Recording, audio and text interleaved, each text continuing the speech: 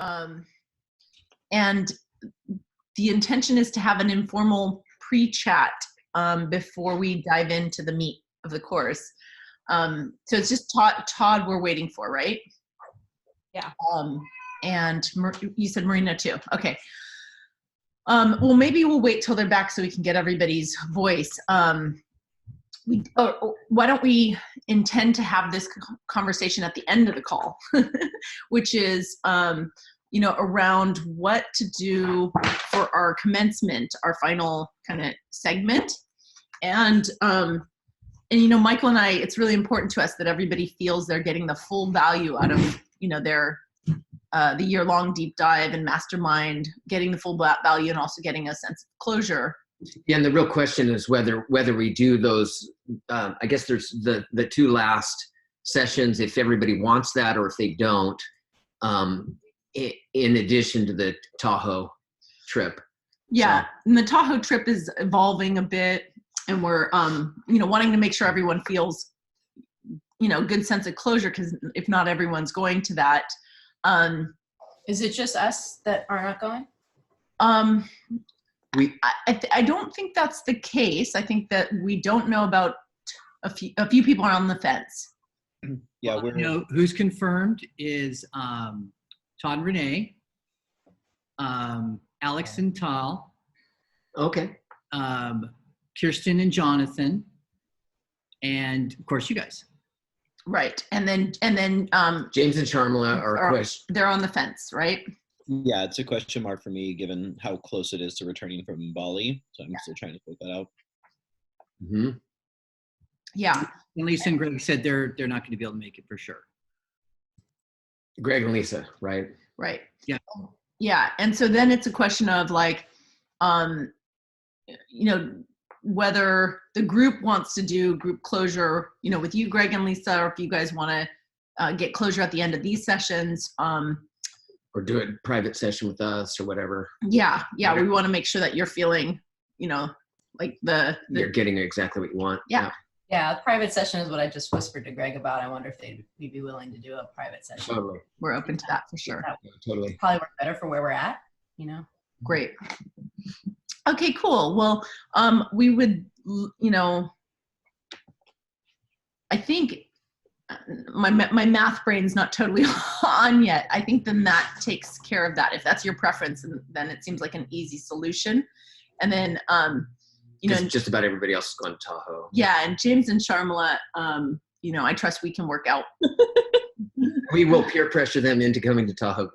So we're just letting you know, Greg, that they're like in. Yeah, James, I'll withhold sex if you don't. Okay, if we get to peer pressure you into buying the house next door, then I'm totally down for the Tahoe pressure. I'll do that trade. All right, good.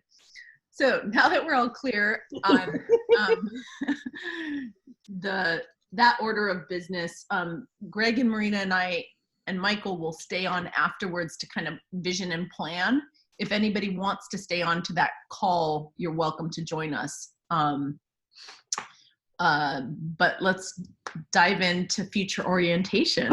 Bless Easy. you. I'm actually It's not coronavirus. This joke is going to get very old very fast every time someone sneezes. Do you want to lead the little drop in? Let me frame the call a little bit, and then we'll drop in. If you want to lead the meditation, you want me to. Okay, I'd be happy to do it. Okay. Sweet. So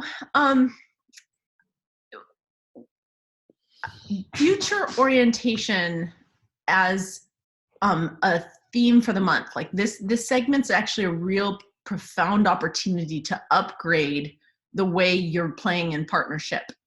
And it has, lots of nuances to it, which we'll explore together. But I just had this hit right now about the ISTA that Forrest Landry came to. So when we were all in Hawaii, and we were doing this culture changing work, which is, I have a schizophrenic cat, by the way, who's running back and forth right now. We're visioning like what do we want to, what kind of culture do we want to live in? And we're also looking at who do we need to be in partnership and in tribe. And, you know, there's some degree of like future visioning anytime we're doing personal growth, anytime we're growing ourselves. And so we're having this conversation about, and I often say that polyamory is, you know, 50 to 100 years ahead of its time. And I say that in the same way that, like, you know, when I was coming out gay, like I could have never foreseen the type of gay acceptance and trans acceptance that we see now. Like the culture is moving, but our homes and our houses and our lifestyles are very nuclear, and it's going to take big structures to kind of restructure that to allow for the kind of loving, you know, that's possible. And so we're in this conversation about intentional communities and tribe, and Forrest says, you know, like, I'm not looking at 50 up to 100 years from now. He's like, I really want to know what impact we're going to make in 1,000 years. And that shift, you know, that kind of like, oh, that's a different conversation, really elevated so much for Michael and I, and for, you know, the work that we're doing.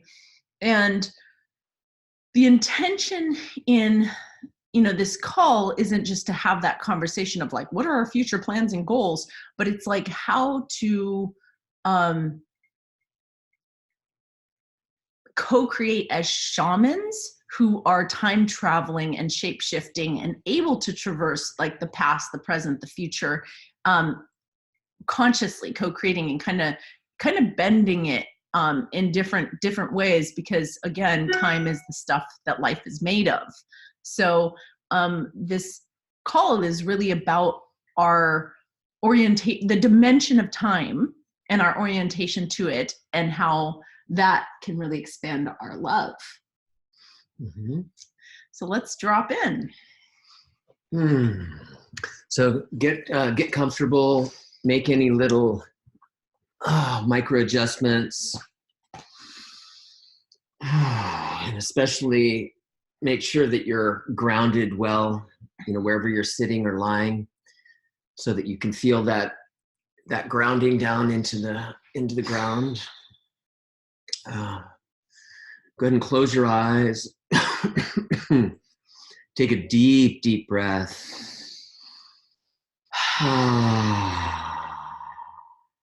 Take another deep breath and exhale with sound.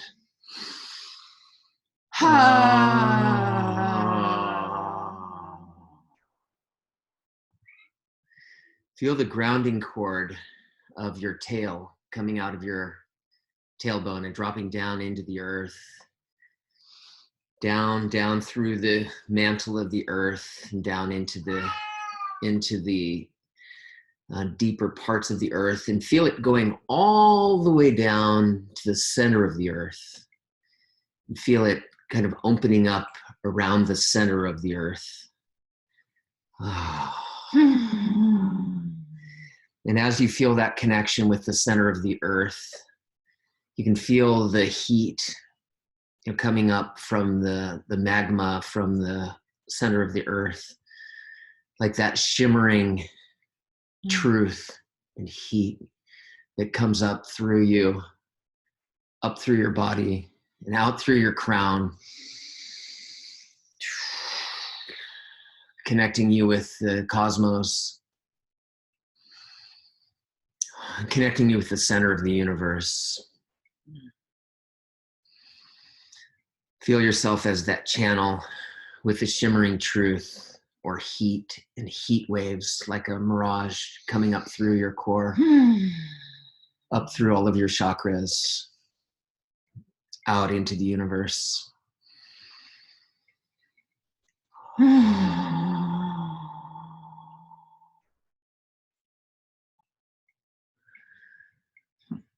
Feel that open channel.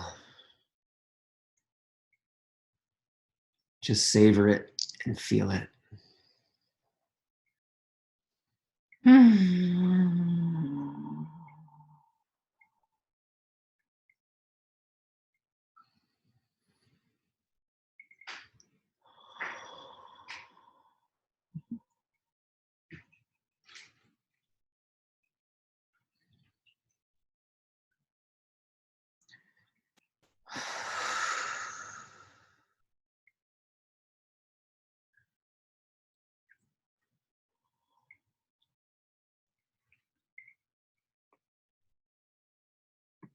Feel the information coming the other direction from the cosmos down through your crown,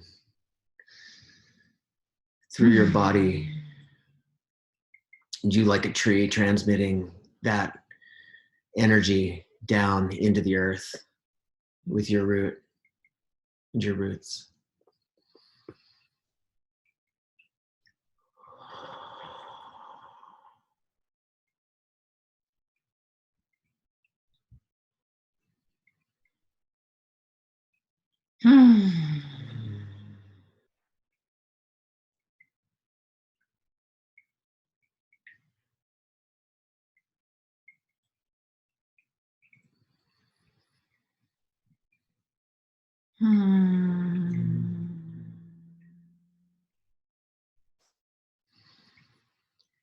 Oh, now that feel that energy coming back up into your heart, coming down from the cosmos into your heart. And we're going to start out with a deep breath and an om together. Deep breath.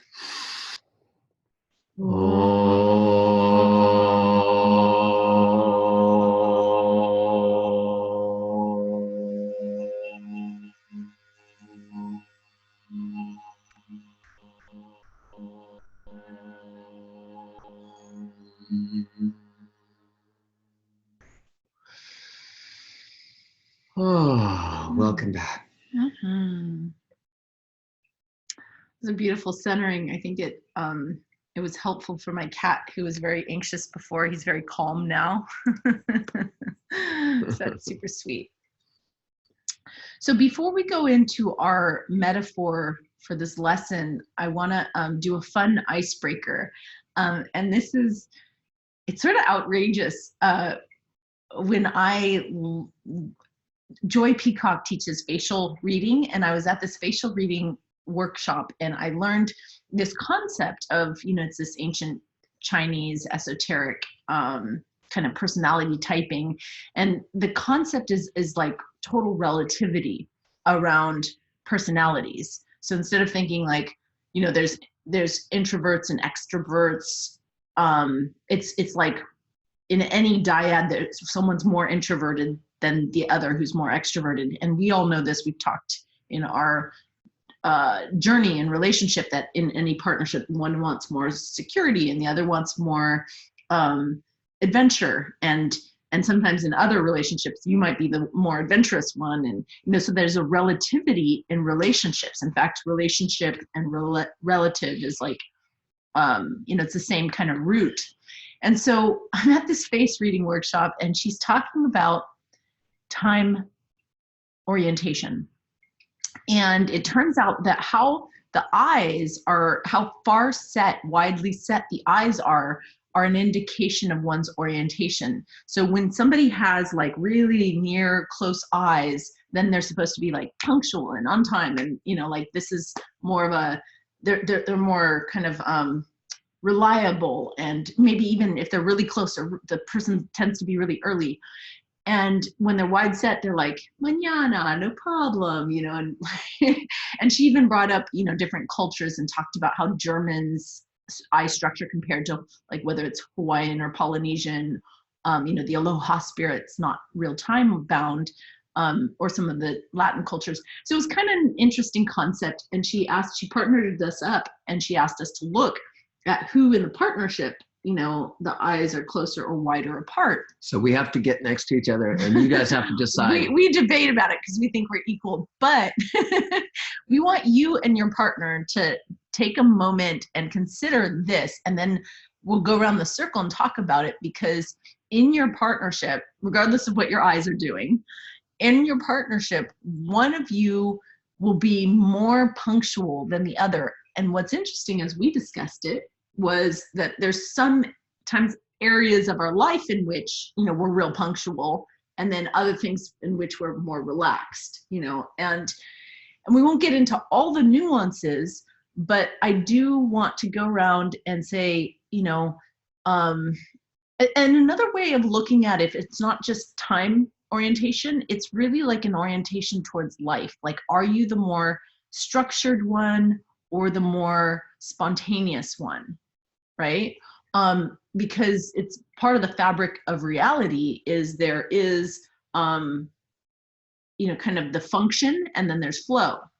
And so I'm curious to hear from you as you just self-reflect on in the relationship, who's the more like structured versus spontaneous, and or like if someone's kind of, you know, in regards to planning and time versus, you know, hey, let's veer off the map. Okay, so we're gonna go around and love you to, you know, kind of self-assess and talk about how that is in your partnership. Is there anybody, wants to start? Who's? Looks like Greg. Well, I thought we were going to talk first. I was going to chat with her, and then, but I know off the bat, no question. All right, so go ahead and share, and then we'll hear from her later. Okay, she's on speaker. Fantastic. So I can't tell. I mean, you have to get close and see the eyes things, but I definitely know personality-wise and style-wise, I'm the planner. I'm structured. I'm prompt. I'm, you know, yeah, right. No question. Sure, got it. As you're holding that up, it reminds me of that movie Her, where he's dating a machine. You're like everybody's got their couples, and then you've got your machine. That's really great. Sure. Yeah, the sound is not really good on my end, but I agree with you 100%. Yeah, and I feel like I'm both. I do like planning, but I guess I have a limit on it of how much of it I can take, and then I get very impatient, and then I go into flow, and you know, just present to what is very quickly. Got it. Thank you. Mm-hmm. Who's next? Lisa and Greg. You want to look at our eyes? Yeah, take your glasses off for a second. There we go. Ish? Yeah. Look at the camera. They look pretty equal to me. Yeah, it's hard to. It's Yeah. Well, I would say we're both planners, but in different scenarios. Because I tend to be very structured at work, but when I come home, the last thing I want is structure in my schedule. Mm. But I mean, of the two of us overall, in general, I'm probably the more structured one. What do you think? I mean, I think it's interesting because as I used to think I was an extrovert and he is an introvert. I mean, I still think I'm an extrovert, but then I started to meet people that were so much more extroverted than me, and it completely threw off my scale. So I think like we're both pretty structured, on time. You know, we like, you know, when we create a schedule, we stick to it pretty much. But I think we're craving more fluidness. And so I feel like we're kind of a little bit in a transition, which is kind of interesting too. And I think I prefer, like Greg, to have less structure. I almost like repel sometimes on the weekends making plans. I don't know if that counts as, you know, is that scheduling or is that just like, you know, just wanting more flow? I've always viewed it as balance. Mm-hmm. Balance, nice. Because we're so highly structured during the week. Mm-hmm. We don't seek that on the weekends. Yeah. Gorgeous. You know, and you bring up a good point, or you embody the point of, you know, hey, here I feel this way, but when I compare myself to others, I just tend to throw out my scale. And that's really a big part of this exercise, is like in relation to each other, you know, how we show up to complement each other. And a lot of times partners almost even pick each other because of their similarity in structure and flow. You know, I mean, as when we talk about compatibility, what we've found is that's a fucking deal breaker for a lot of couples. So great. Thank you. James and Sharmila?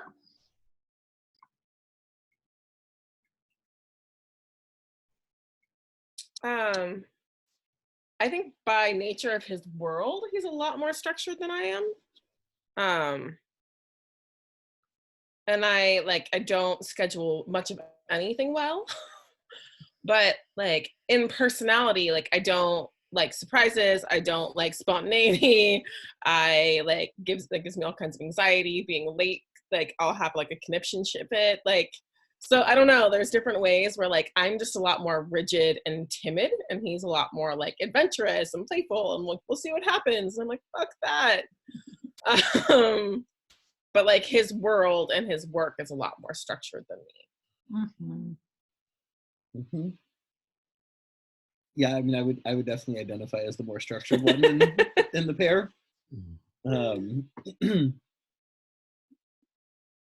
Yeah, I mean, Sharmila has certain tendencies there, but she also seems to rebel against them relatively hard. And then I'm the more extroverted one of the two, generally speaking.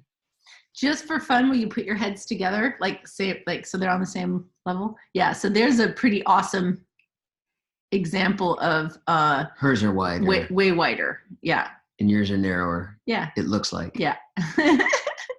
Fun. Relatively. All that focusing on a computer screen for my Makes you cross-eyed. Renee and I don't know if Todd's back yet. He's not, and I don't think he's going to end up joining us. He's super reactive to a bunch of stuff he's got going on. So he tried to come in, but he just can't focus. Yeah. But I would say, like, I plan for a living. So I'm pretty structured in my client work. But thus I'm kind of like Greg, I think said, the rest of the time, I don't want to be fucking structured. So I like a little bit more flow and ease in the rest of it. But having said that, I also just generally like want to have a plan of where we're going in life.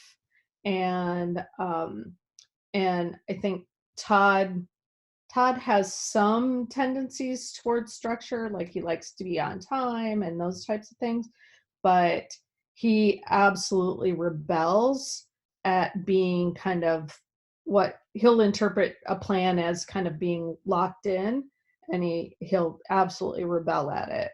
So this is kind of one of those areas that we have this kind of push-pull difference in. Mm-hmm.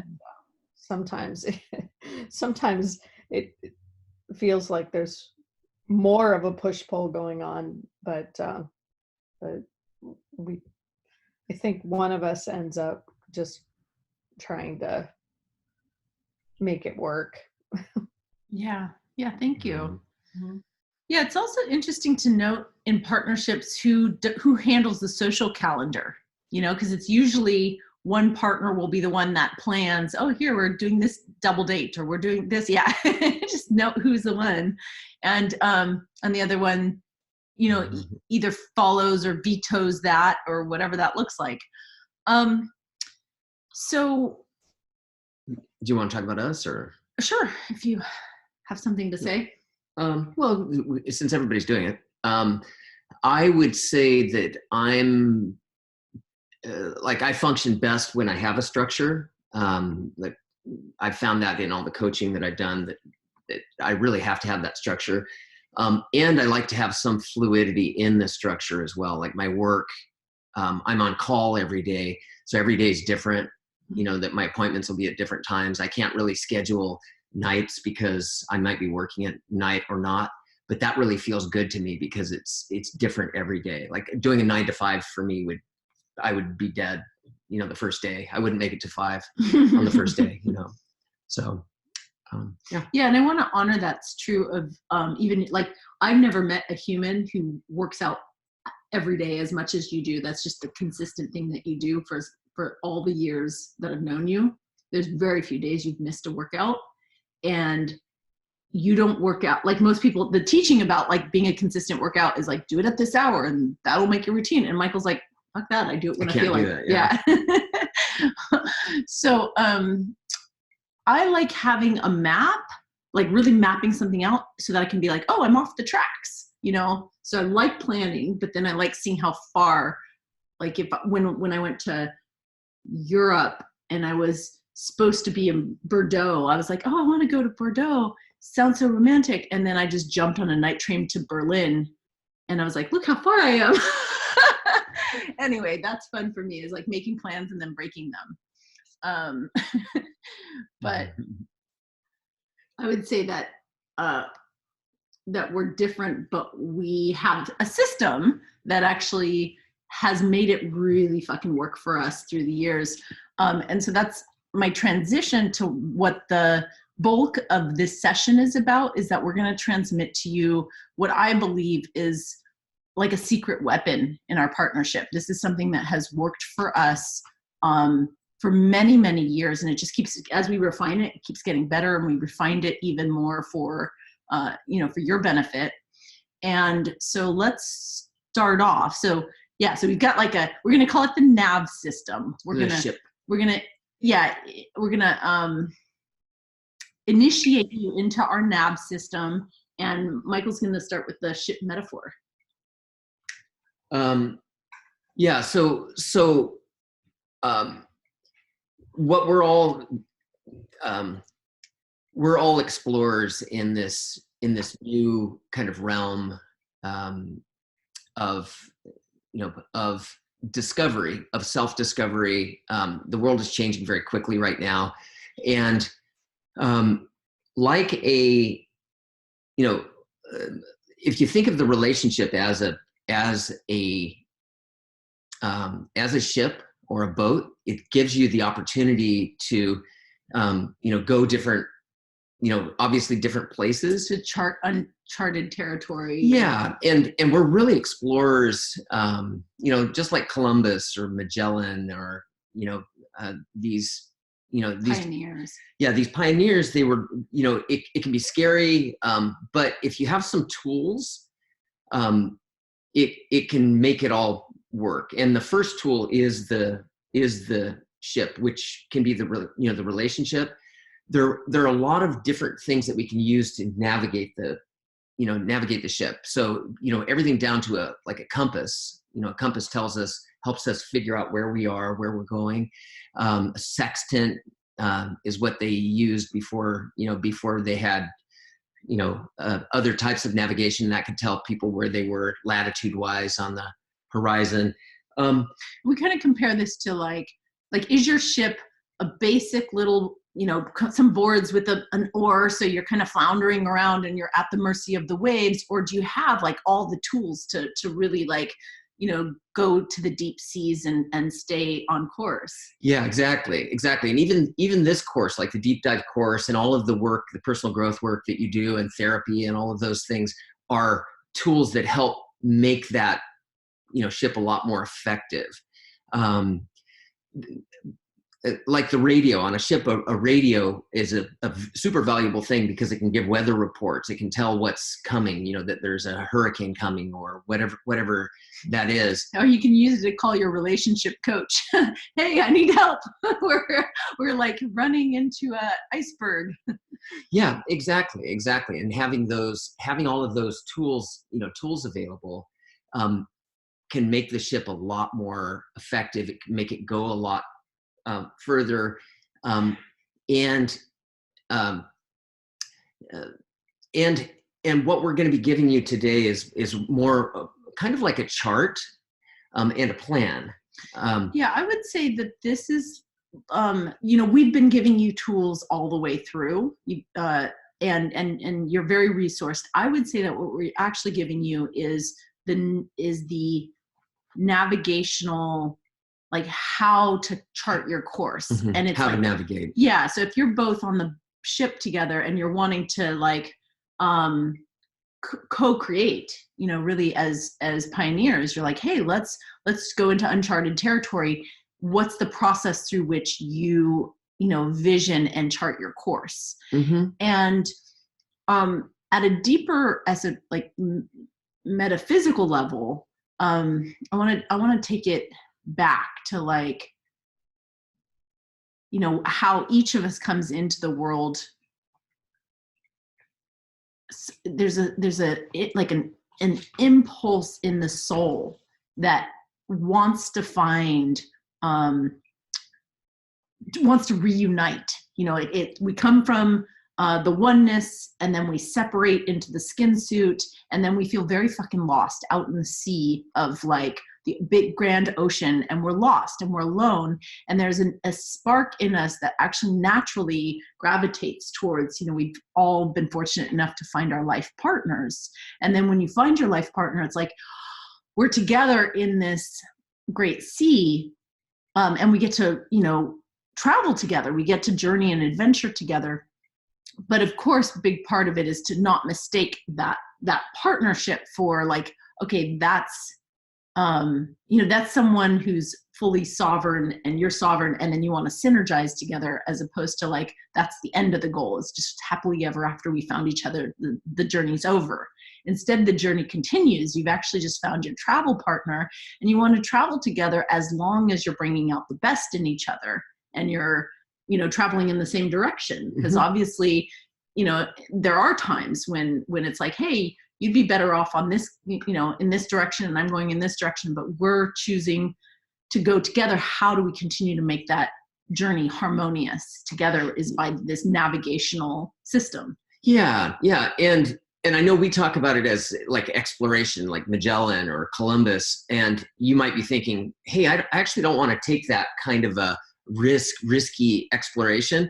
I'd rather go on a cruise to Europe, maybe through the channel. Yeah, through the channel, or through through the canals of Europe, and that's okay too. It's kind of a definition of what you want that vessel to do, and what tools you have, at your disposal. If you're taking the the QE2 across to London, that's very different than being on like a warship or a taking a Victory at sea, going through the rough seas with a ship that it isn't quite, doesn't have the ability to make it a beautiful trip. It could be a nauseating seasick trip. So we could extend this metaphor for a long time, as you can tell, and I think it's valuable. Yeah. What we're talking about though is your relationship being more than just towards each other. It's that you're, now that we're equipped with all these tools, what is our relationship going towards that's beyond us? Okay, so we're going to go into what we call, and has been talked about quite a bit right now. It's kind of this cultural movement of evolutionary relationships that are more than themselves, right? And I think it was Mark Goffney who used the term, like, first there's role mates, like back in the 50s. It's like, I'm the housewife and you're the breadwinner, and we're mates because we both play our roles and we do our relationship. And then that evolved to like, oh, there's soulmates. You want to really find somebody who like, allows you to bring out more and of yourself, and your, the soulmate paradigm's a little challenging because it's like, oh, you're my other half and I was born for you and together we can create. And then there's beyond soulmates, there's this like whole mates where I'm a whole and you're a whole, and now as whole people we can give back to the earth, we can do more, we can co-create and give back to the whole of humanity. And that's the evolutionary piece that we're talking about, is now that we've done all this work on ourselves for the last 10 months, what are we going to do for the world? And how do we do that for the world? How do we bring out the best in each other so that we can be as effective as possible? And that's what we're going to share with you today. So I'm looking at my map, and I'm looking into there's two sides of co-creating, right? So we want to empower you, to be more through, like, we talked about goals at New Year's, right? And we talked about how that's kind of a heady or a masculine way of being, is like, let's make our goals and our plans and the mapping and the structuring. And the other side is that spontaneous or flow. And that's more of a visioning. So there's two ways to navigate. One is by charting, and the other is by like feeling and intuiting and visioning together. And they're both equally important, regardless of, your gender. We have the masculine and feminine ways of co-creating. Now, how do we bring those ways together with each other's, so it's like the four of us, my masculine and feminine is visioning with his masculine and feminine, as well as planning. Mm-hmm. Cool. And so we're going to go through a process. I think that's where we are. Discussion of the homework. Yeah. You want me to go for it? Describe it? So there's a process that we've been doing for a number of years. We call it our Power Hour, and we do scheduling with it. We've figured out kind of what the most important elements are, what has really worked for us. And I'll just throw out the acronym. Before you do, let me paint a picture, which is that I think we told you before that Michael and I used to fight about everything, but one of the things that we'd fight about is like, and there was a lot of, we fight most when there's the stress of, oh, we're running late, or we're hangry, or we're, whatever. And so in order to increase our resources so that we're, hey, we're spacious and we know what's happening, we started to actually get on the same calendar page together. And that was a process, through the years, we evolved it a lot. Most recently, the Power Hours, what Tony Robbins teaches. So the most, I think, like refined, really tried and proven practice. Tony Robbins' teachings are often the synergy or the synthesis of what's, the best available knowledge. So he's got a deep teaching of Power Hour. And we're not going to go into all of that. We're basically just going to say, here's the bottom line of something that we've come upon that works. And so we'll get together weekly. Mm-hmm. Yeah. And so really the essence of it is that we schedule together each week, so that we bring our calendars together. I think we've always done that in our relationship, even before Tony Robbins. Yeah. But we would say, okay, what are we doing this week? We put our calendars together and we go through them together. And it makes it possible for us to synchronize, so that we're keeping the ship kind of going in the same direction. And the weeks that we don't do it, there's inevitably going to be something that we miss, that we get upset at each other about. It happens, like clockwork. And it's not just about calendaring. That's not what we're fighting about. It's that we missed out on the opportunity to vision life together and to know what our top priorities are and to feel each other. Like, this is about what's important to us, So it's more than calendaring. We start off, do we want to go over the 4 steps? So this is going to be your homework. Yeah. So the metaphor is actually called, it's SHIP. Okay. So SHIP, mm-hmm. or the acronym. And the first thing, you're going to go through little sections of time, and we'll talk about what those are. But the first one is you're going over the wins for the past week. Okay, and we're assuming this on a weekly basis. That's what's worked for us. We recommend it. And if you miss a week, then it's like, hey, what were the wins in the last 2 weeks, right? Exactly. So what are your wins? You're writing them down. We write 10 wins down. Mm-hmm. We usually do it in a 3-minute. Yeah, I'd say take 5 minutes. 5 minutes. Yeah, take 5 minutes. Write down all of the wins. Things like, for me, it'll be, I made a sale.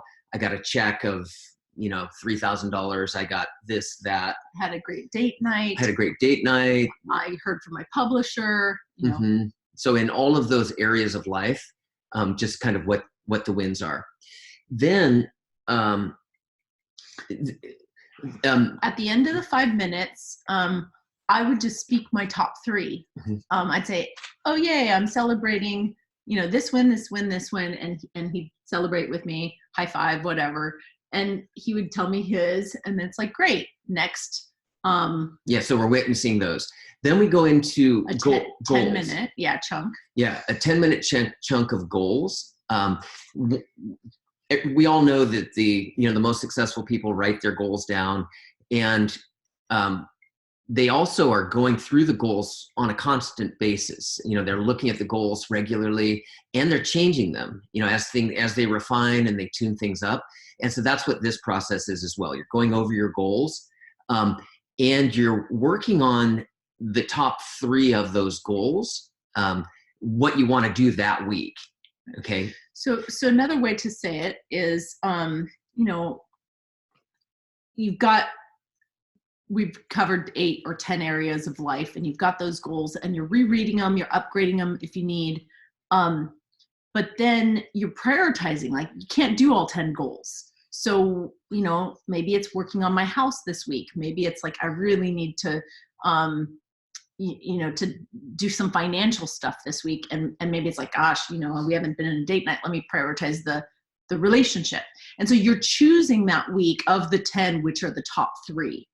Mm-hmm. Because those are the top 3 that you're going to speak into at the end of the 10 minutes. You read, you say, and I'll just off the top of my head say to Michael, my relationship goal is, that I'm cultivating a harmonious relationship with my inner masculine and my inner feminine, so that it overflows to my to harmony in my partnership, which then overflows to all of my lovers and the community. Mm-hmm. That's my relationship goal. And then he would read his relationship goal, which would be totally different than mine. We're not necessarily working on it at the same time. We're just holding space to hear each other's and celebrate that. And it doesn't have to be a relationship goal. It's all the areas, and you may not be working on relationship that particular week. Yep. So I might say, oh, well, I have a money goal this week. I'm going to be, like focusing on, getting a new job, or, whatever that is. And you kind of refine it a little bit and express it. What we found is that, doing goals, writing them down is super critical, but speaking them to somebody else is an evolutionary kind of moving forward of that. Just like in the Enlightenment intensives, they found that enlightenment can be reached a lot quicker if you're sharing with somebody. It's the accountability, and it works a muscle of like, this is a partnership where it's safe to dream together, and it's also a partnership that is dedicated to supporting each other's highest and best version of self. Mm-hmm. And so the acronym, the first one, the wins is success. So it's the S, and then the goals is hopes. So SH, okay? And then tell them the I and P. The I is ideas, or we call it brainstorming as well. We'll go into that in a second, but just so you know, okay. SH. And then P is planning, and planning is also scheduling. So it's okay. So the homework is 4 parts. First, you do your success, then your hopes, your ideas, and then your planning. Let's talk about I. Right. Okay. And so ideas. This is another 10-minute section where you're gonna just write down the things that you're gonna be doing, during the week. Okay. So just like, okay, I need to get a new taillight for the car. I need to write a love letter to Kamala Devi. I need to put a Facebook post. I need to follow up with this person. So every, this is, it's called capturing. Whenever we're going to be like, it's basically capturing all the ideas, downloading it, brain drain from the mind onto the page, so that you've got a list of to-do items for the week. And chances are in 10 minutes, you'll come up with way more than you can actually handle during 1 week. But that's the idea, is to dump it all down unprioritized, so that it's not spinning here. And then you can look at it and objectively prioritize. And just as a structural thing, we use, I I forget what program it is, but you can also use a Google Doc if you want, but something that you can upgrade. Notes is great. Asana is great. Any program where you put them and then you can, like sort them, prioritize them, move them around easily. Yeah. So with our Nav system, when we're doing this, is a little bit like playing, remember that old game Battleship, where you have a screen between you. Like I'm working on my computer screen, he's working on his computer screen. We're working for 10 minutes, capturing everything, and then we'll pause and we'll check in with each other and just say, hey, here's 3 of the most important things I need to do this week, and that way we're holding each other accountable for each of the SHIP. So there's 4 steps, and on the 3rd step, you would just share after 10 minutes of brainstorming, what's the most important things to do that week. Yeah, your top 3 things that you're wanting to achieve. And then we get into the last one, which is really the scheduling, which is, it's P is planning. And it also can be prioritizing. Yeah. So you're taking, taking all of those things and you're putting them in time slots. Okay. Like for instance, Monday, you might have, 3 hours where you're going to write this, this chapter of your book that is your high priority for the week, right? And so you're actually scheduling it at that time, okay? And with that, if your brain drain or your ideas section, it should be, might be massive. It could be, dozens or hundreds of things that you need to do. What you're doing is you're culling out from them, you're prioritizing them, and you're putting them into the scheduled time. If you don't have them scheduled, they're going to just roll and roll, into the next weeks as well. You're most likely to accomplish them if you have a specific time that you're going to do them. So that scheduling time, I don't like that one. You don't need to time it because it's like, okay, now we're prioritizing. So this is where the way that you schedule, Michael and I just literally go through, we'd take those 3 and put them in our own calendars, right? And then we'd go through and say, what are we doing on Monday? What are you up to Monday, Tuesday, Wednesday? We talk through, just a normal work week, except I've got the doctor's appointment, or how about we do date night this night, and then you can do date night with Taina on this night, those kinds of like, arranging, calendaring, expectation alignments. Yeah. So the prioritizing, I want to kind of shift that. In the ideas section, you're going to want to be doing that prioritizing where you've got the top 3, and then when you get into the planning, that's where you're working together and you're putting your time together. Great. Yeah. And so the S, talking about your 3 wins is about 5 minutes. Your hopes and goals is 10 minutes. Your ideas or brainstorming is 10 minutes. So you've got basically 25 minutes there. Then you're going into the scheduling, and you guys will have to feel like how long it takes. Yeah, to do that. Sometimes we'll take half an hour to an hour to do our scheduling. Yeah, especially if we're like, hey, let's schedule for the whole year because we've got all this travel coming up. But you'll feel into that. And sometimes you might just be like, hey, I've only got 20 minutes to do our basic stuff, and then we'll go over calendaring really quick. Yeah, and you can do even in 5 minutes, maybe do a week. And that's our minimum, for us to feel sane, is to go through our week so that we get us up to the next date, so that we don't miss anything. Nothing falls through the cracks. We don't end up missing anything. But it's really, together. That thing about whether we're looking at the week, sometimes you're looking at the day, the week, the month, the year. Successful people are really thinking, in terms of seasons. Okay, what am I working on this season? And like overly workaholic, ambitious people, and I'm going to use Deepak Chopra, when he was still practicing as an endocrinologist, you would want a session with him, and it would be like 5 years out to get off. Oh, I got a session with, Deepak Chopra in 3 years. And that's way extreme in terms of successful, ambitious. And then you've got like a alcoholic on the street corner who's like, where's my next beer coming from? Like they're literally just thinking about their lunch. And so time orientation is like, success and workaholism can be extreme this way, and dysfunction can be, you're just thinking about this moment, and you want to have that balance. And the evolutionary part, again, like you were talking about Forrest Landry, talking about 1,000 years out. If you have the ability to start looking further out, it's going to start giving you those things. What was the quote that you talked about? Never, don't die without your song. Yeah. Song.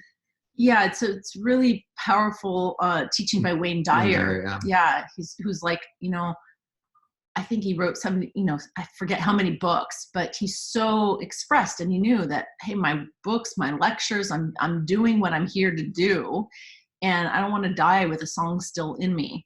And so, the invitation to all of us is to say, what is the song that I want to get out, and when do, and to put that, be thinking, reverse engineering our lives, which is when we're on our deathbed and we're looking back and we're saying, wow, I lived a really good life. I really was expressed. What is it that you want to accomplish? And this is the Nav system that's giving your ship the ability to go to those great distances, and to that, that place of exploration, that it takes time. It's not that, thinking about just for today. It's thinking about your song. What is that song? What is it that our relationship is going to express, evolutionarily? And this is a tool that helps us to refine and start to see that, to start to vision it, but then also to be able to schedule it. So it's got that masculine and feminine, parts in it. Yeah. And what's really sweet too, we think about all the work that we've been doing on the partnership, and this has been a year, where you dedicated to like, hey, we're in this boat, whatever tools that we have, whatever kind of boat it is, wherever we're going. And during the year, we've been, scraping the barnacles off, like polishing, even rearranging deck furniture. It's like, we've got this boat, but where are we going together? And it's like, it's not just always working on the boat itself. It's supporting each other to have the greatest adventure. That's what we're here for. And just to mix some metaphors, we've all heard the thing, you teach, give someone a fish, they can fish, they'll live for a day, teach them how to fish, they can, live for a lifetime. What we're doing is we're teaching you how to fish right now. So we're leaving you with, we've been in this, voyage together for a year.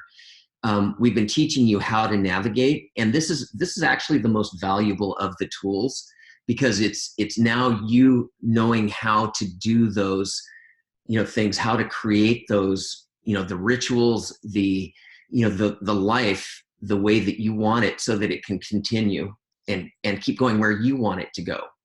Mm-hmm. So we've been here to help you navigate for a year.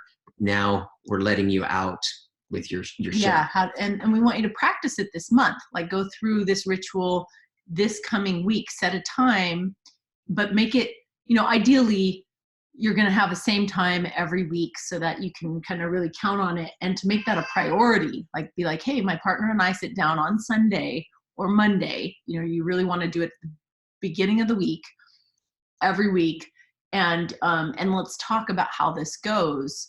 So I'd love to take questions and comments, so that we're really clear on what we're, trying on this month. So questions and comments about the Nav system. Lisa and Greg.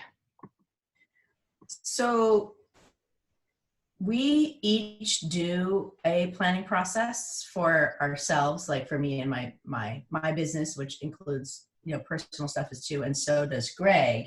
Yeah. And so we're let us know if this is kosher, but I'm feeling like we do this more focused on the relationship than like, I don't feel like I'm going to do a brain dump. I don't feel like I want to do a brain dump about my work, Right.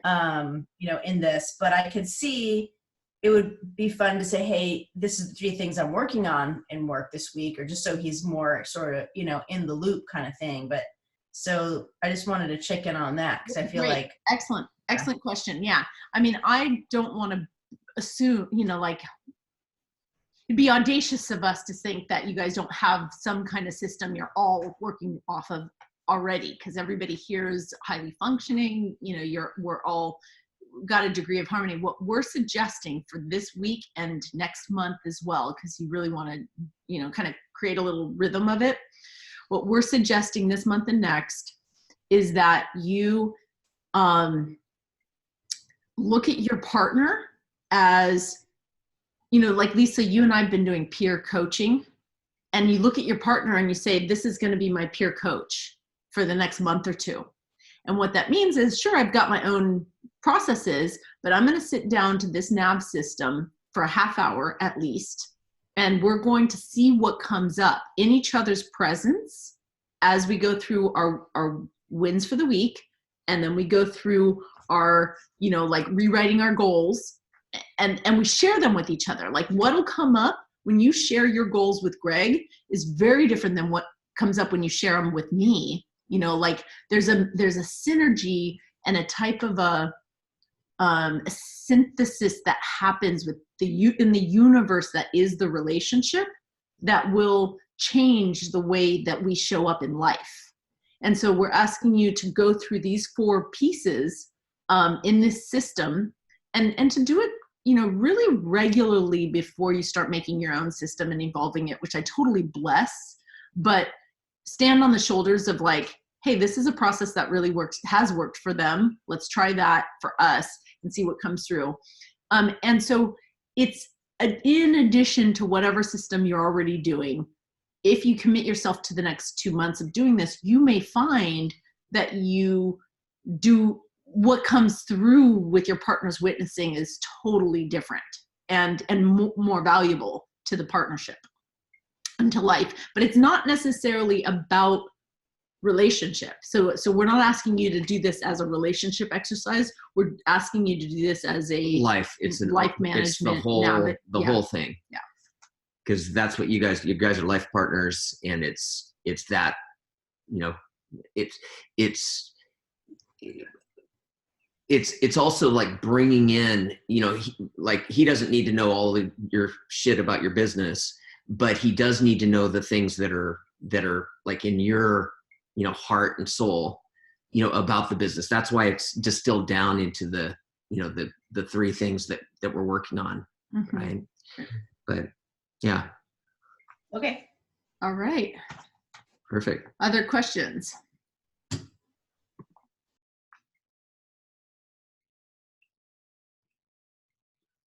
How does everybody feel about this? Is it like, what's your, you know, temperature? What's your temperature with this? Is this something radical? Is it something you're like, fuck, I can't do that? Is it like, oh yeah, I'm all over this? Greg is smiling. You're gonna have to. What's your temperature, Greg? Yeah, I'm all over this. This is, I love having this kind of clarity and getting alignment with Marina.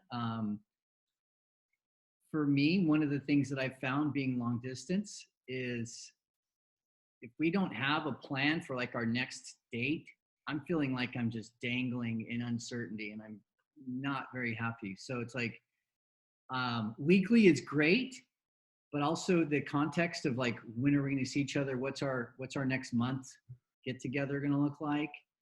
That closes the container and just gives me just a whole lot of certainty and comfort. Awesome. So it sounds like in that week that for you, it's tuning up that, you know, like when you're going to see each other next and like syncing those things up, which doesn't take a lot of time, you know, in that, you know, that portion. Not really, but we do this regularly. And the other thing that I like that you're talking about, and we've been actually kind of coming up to this on our own, is holding each other accountable for work-related projects, so that money as a lover is in the conversation every week, every month for our monthly check-in and our weekly check-in. Excellent. Yeah, that's beautiful. For everybody, if there is resistance to this, which I expect there will be, trust me, we're asking you to do something that's actually quite vulnerable / revealing and arduous. You know, it's like, hey, this is a practice, and we're asking you to sit down and do this, and you're probably going to be like, this feels like a lot of work, some of you.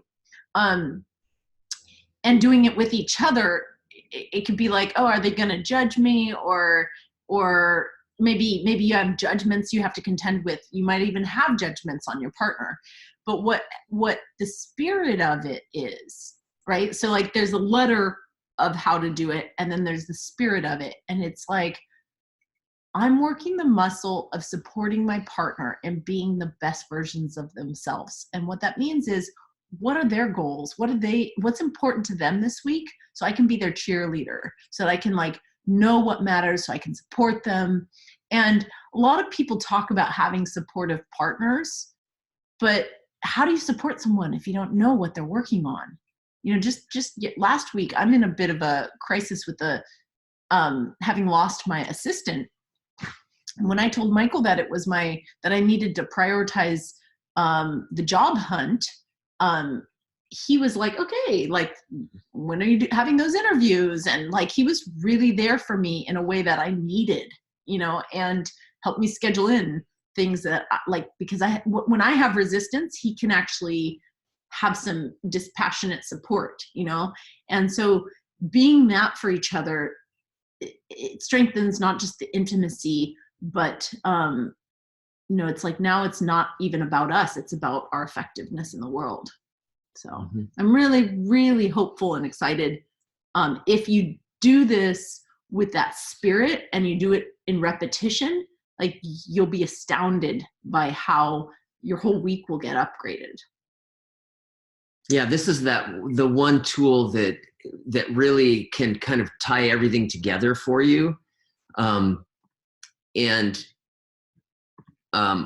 Just for us, we know that it's been the thing that's made it possible for us to keep our relationship together and moving.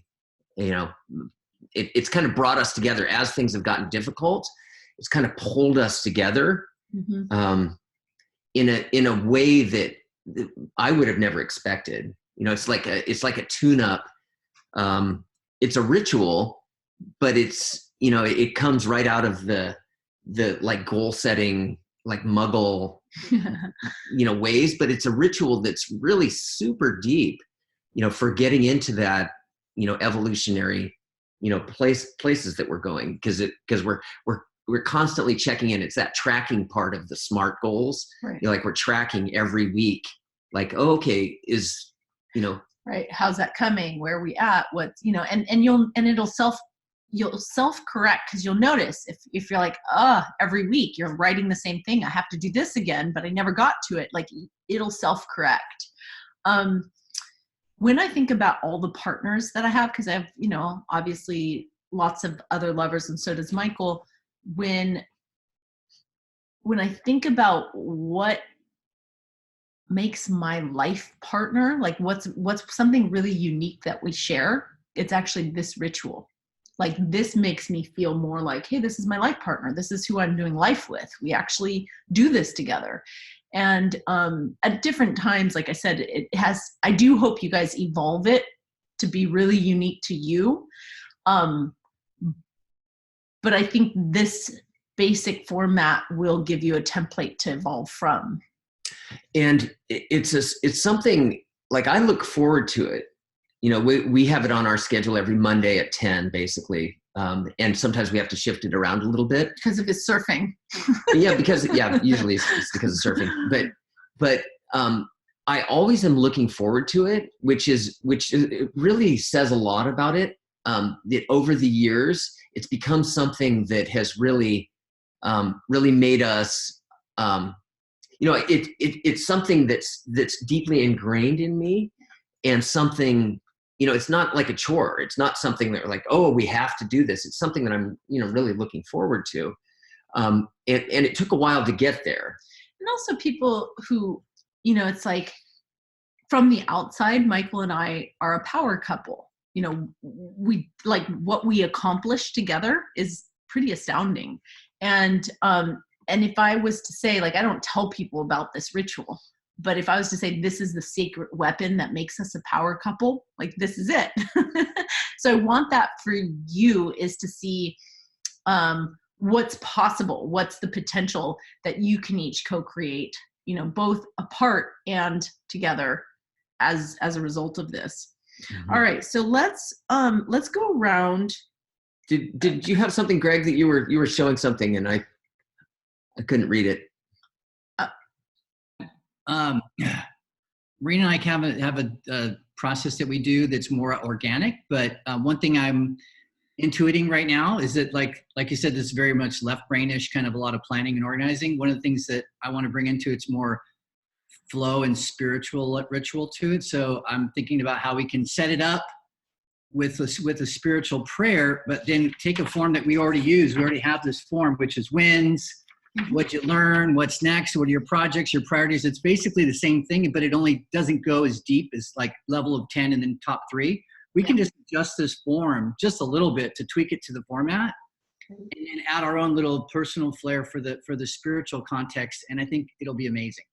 Great. Awesome. Yeah, that's great. That's exactly what, personalizing it. Let's go around and hear from everyone. What are you getting, or how does this apply to you? And let's. You want to go first? I'm actually excited by the idea, but as I'm sitting feeling into it, I'm kind of afraid that it will be like an hour a week of James deciding what he would like me to do for my week. Like his priorities for my week, I think. That's what comes up for me. All right, well, let's that's why I'm looking forward to this. Yeah, exactly. So, thank you for bringing that fear to the light. Let's like shine a light a little bit deeper onto it. James, what did you want to add? I mean, I'm actually quite excited about this. It's something I've been wanting to do for quite a while. We do life together and have a house and co-create, and like there's a lot of things that need to get planned that I've usually felt like we're sort of significantly lacking in like the communication and structure around that. So the idea of having a time to be able to come together and just be like, here's what we need to focus on feels really good. And then also like the aspects of sharing sort of the successes and the like what are each of us working on feels good to me as well, because again, like in our life, I don't often end up sharing all that much about what I'm working on, and there's a lot of times where I kind of would want her to know a little bit more, not all the detail, it's not relevant, but like at least having a high level. And so I don't know, all around this feels like something I'm excited about doing. Great. So Sharmila, did you? Yeah, I had something in feeling into that, Sharmila, what you were saying, that this exercise is about us. It's about our wins, our goals. It's not about the goals of the other. All we're doing is reporting out, what it is that I want to do. Like I never feel that in any way from Kamala Devi or that towards her either, that I'm, wanting her to do anything. I'm just hearing her, I'm just hearing it. There's no feedback about what she's, what her goals. Yeah. I mean, it's beautiful to like, we're all taking radical responsibility, but I'll be honest that there's times when I will put a honey-do list on you during the week. I'll be like, honey, this week, could you fix the toilet, or could you this or that, like, and I'm just being, transparent about that. But there's also times when, like, Michael does a shit ton around the house that I don't even know because I'm oblivious. And during the wins, he'll celebrate, oh, I fixed this, I fixed the roof, I did that. And I'm like, awesome. And I end up feeling like a lot of appreciation for him that I normally would take for granted. And I'm seeing that and saying that because I can imagine, Sharmila, too, because like a lot of the work that you do that doesn't get appreciated is like, this is a time when you kind of get bragging rights around, hey, I want you to celebrate like all of this that I did while you were away at work, and Yeah, the wins part's really fun. Mhm. The 3 wins, because we go through them all and then we get to choose which ones have the most juice. For me, it's fun. Yeah. It's like, oh yeah, I closed a great deal, or I did this or that. What would make you more excited? What would be, I guess, what's the value for it? For you, what are you seeing that, how could this help you, Sharmila?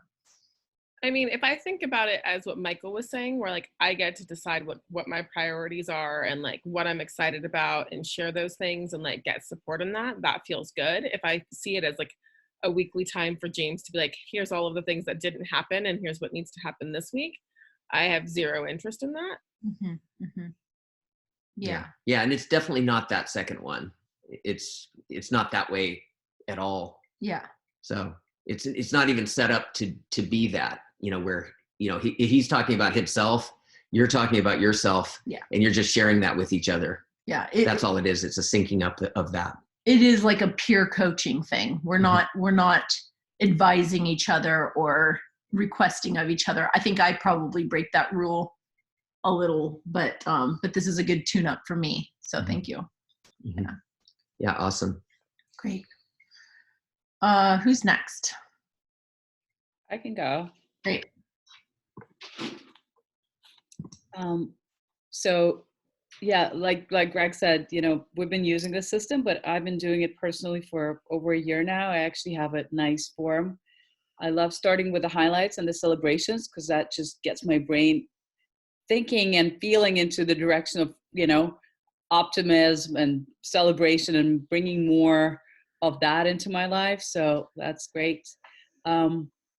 Where I feel I've been growing a lot is a couple of months ago, maybe a month ago or more, somewhere around that. The big obstacle for me was self-care and having no time. Like everything was back to back. So I saw that as like, this exercise also highlighted for me what's not working in my life and how disorganized things were. And part of it as I was avoiding looking at them, but it forced me to like over time tweak that and every week get better and get better. But I've been putting my self-care on top of my priority list and making time for that. Like I need to have a sitter. I need to have somebody to get my daughter out of here, work planned out. Like there's a whole system that I need to build just to have an hour or 2 hours of like self-care or yoga or anything super simple. So I had to develop a system that can support that, and it's been working. Great. Yeah. So now it's like, okay, I feel more nurtured and, I'm investing in me, and therefore like I show up for my business more, with Greg a lot more. So everything else is like being tweaked because I'm putting me on top of that list. And yeah, that's been really working. Good success story. Awesome.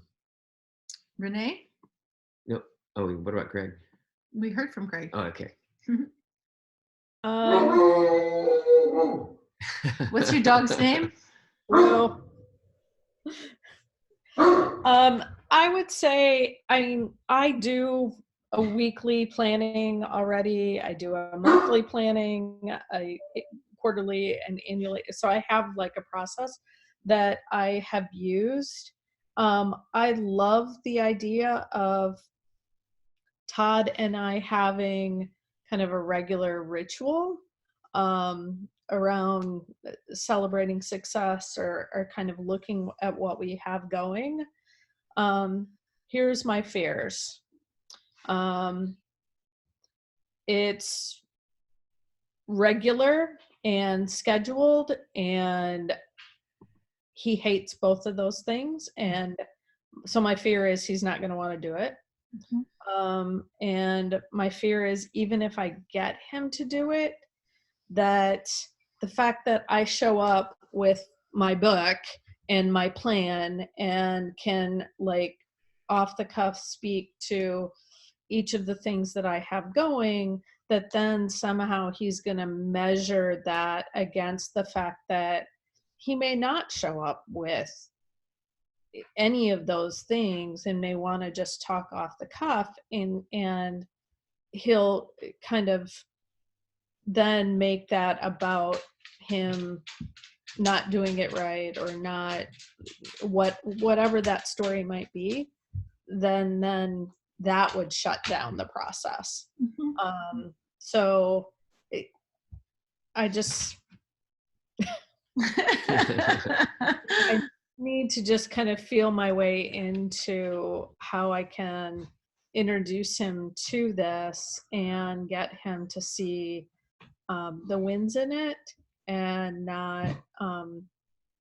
to stay away from the things that might be triggering.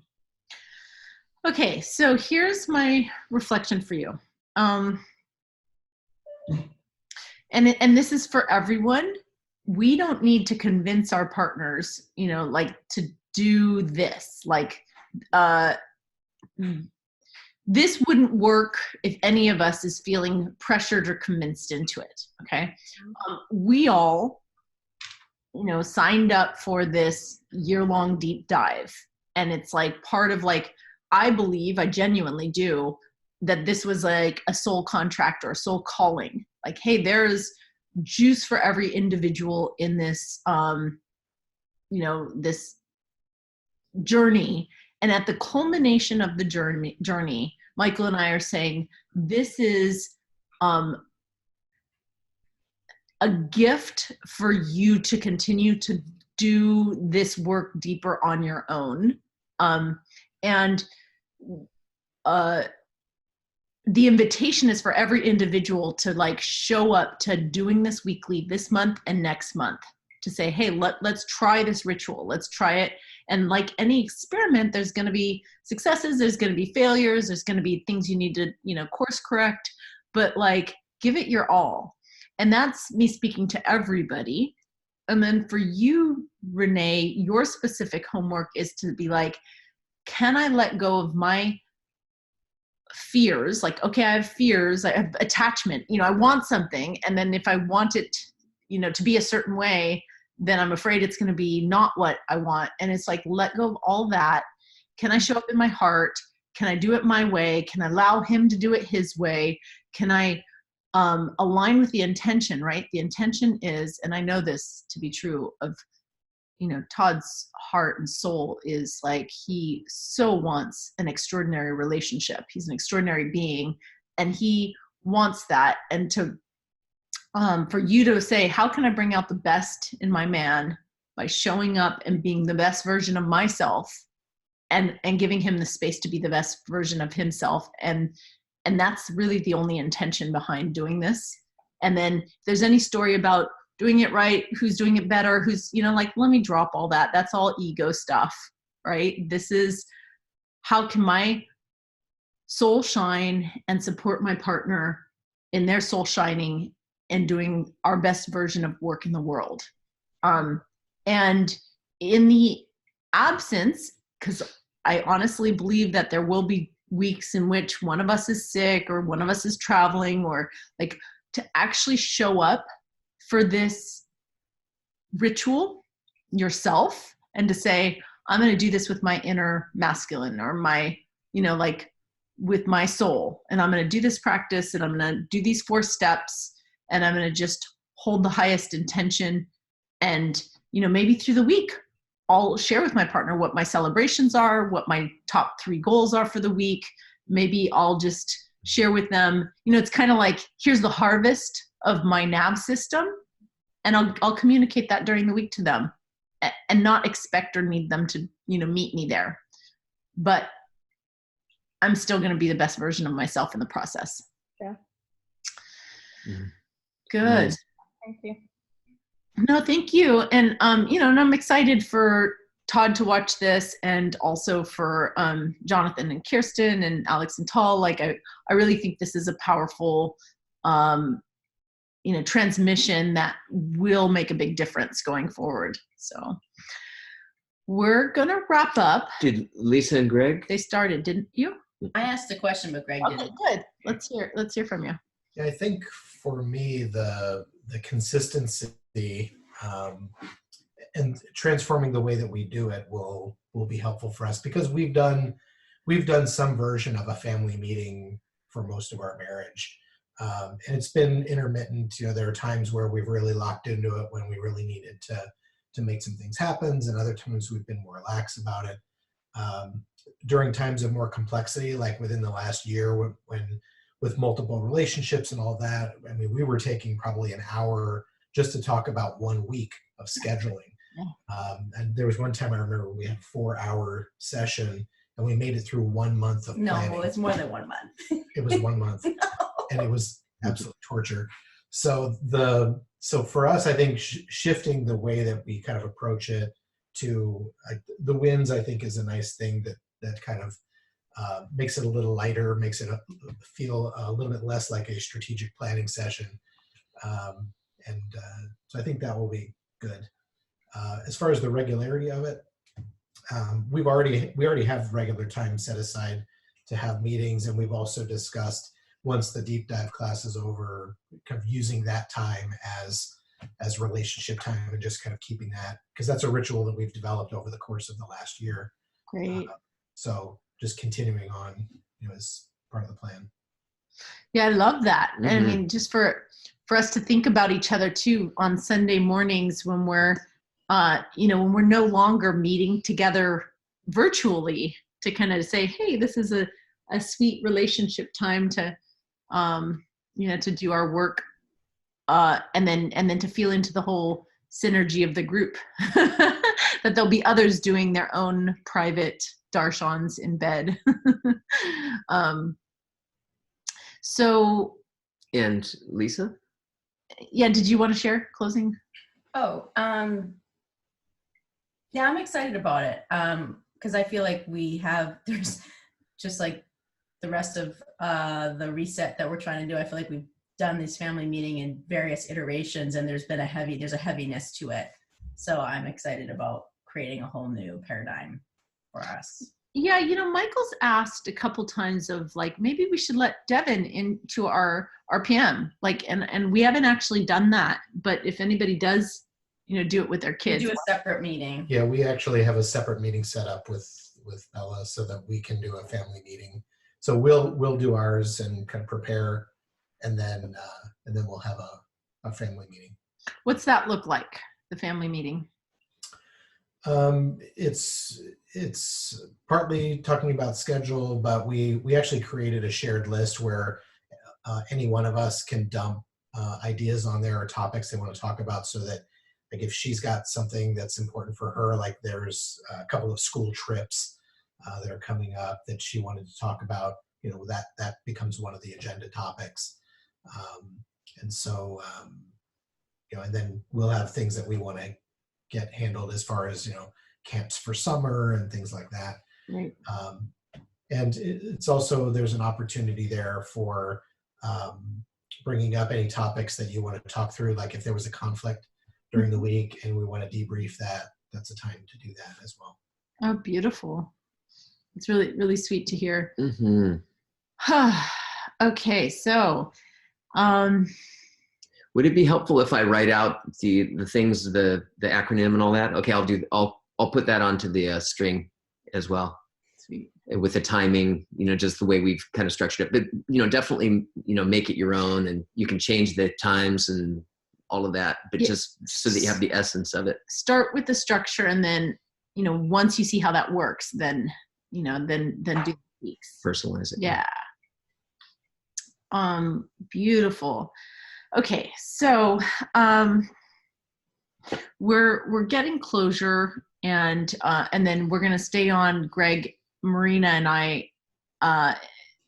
Anyone else is welcome to join us. Can I join? I will. What I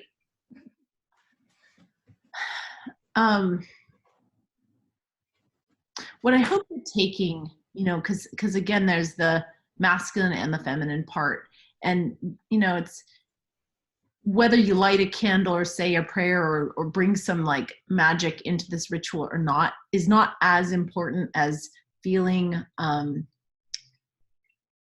that we are co-creators, that we actually come into the world with the power to like manifest and morph reality and to design our lives and our relationships, but mostly like our lives the way we want to live it.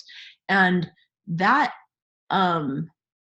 half hour to an hour a week that we take to actually vision will have the most return on your investment of time, because it's gonna it creates a prayer field. It creates a possibility for the week, and so really see yourself as like, let's be on the bridge at the helm of our relationship, and we're really in that like course correcting, navigating place, and the true north is, and the North Star that we're navigating by is the light of our soul. And with that intention of like, how do I be the best version of me and bring out the best version in you, then what we create is going to flourish. It's really going to up level the whole,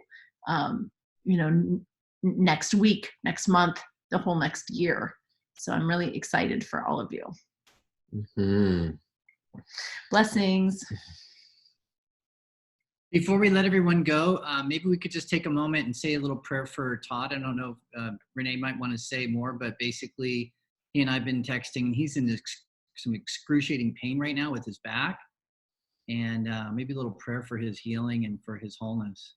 Mm-hmm. Yeah, he goes for an MRI tomorrow morning to find out. He thinks he's going to need to have surgery on his neck. So yeah, so hopefully. Absolutely. And when we go into the, to the state of like, okay, now I'm so grateful for the medical establishment to offer us the tools that we don't have. So we want to actually also pray for the technicians, and the nurses and the doctor that he's going to see, and hope that they're all aligned with his wholeness, that the feedback he gets is feedback that's true and right for him on his path. Yeah.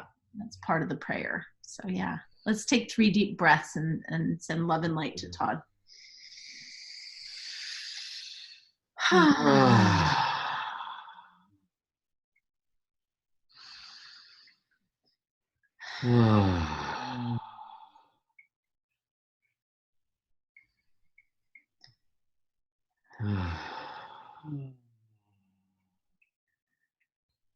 Thank you.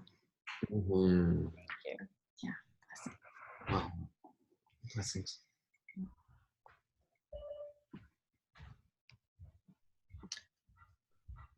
Are we staying on to talk about Tahoe, or? You're welcome to, yeah. Okay. Yeah. So Greg, tell us. Yes. Daisy, do you want to stop the recording? Oh, thank you for that. Excellent.